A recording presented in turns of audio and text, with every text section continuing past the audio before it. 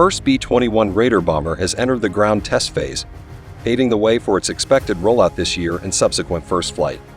Northrop Grumman now has 6 of the stealthy, next-generation aircraft in various stages of production.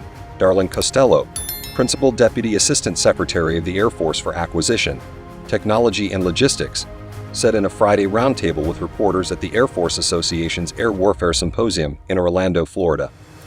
Tom Jones, Northrop's Aeronautics Systems President, also confirmed in a statement that the first Raider is now undergoing ground tests.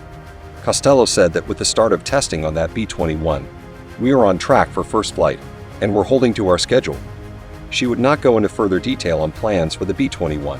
In another roundtable with reporters at the conference, Air Force Secretary Frank Kendall said he's satisfied with the B-21's progress so far. At least at this stage of the game, the B-21's moving forward really well, Kendall said.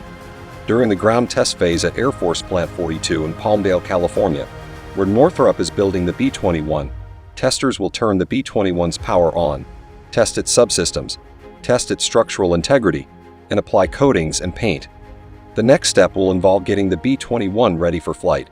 This includes carrying out engine runs as well as low-speed and then high-speed taxiing. After that, the actual first flight from Plant 42 to Edwards Air Force Base in California will take place. Formal flight testing will be held at Edwards. Jones said Northrop's B-21 team performed extensive work in the laboratory to reduce risk and ensure no surprises pop up during the test program.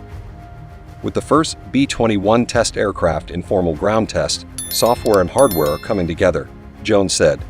The phase we're in now will further prove out our design on our way to first flight.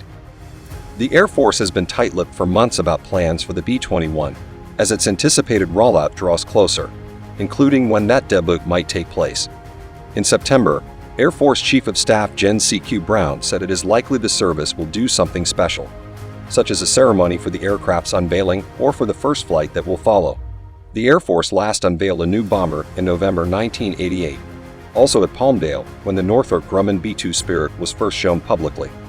That bomber took its first public flight months later, in July 1989.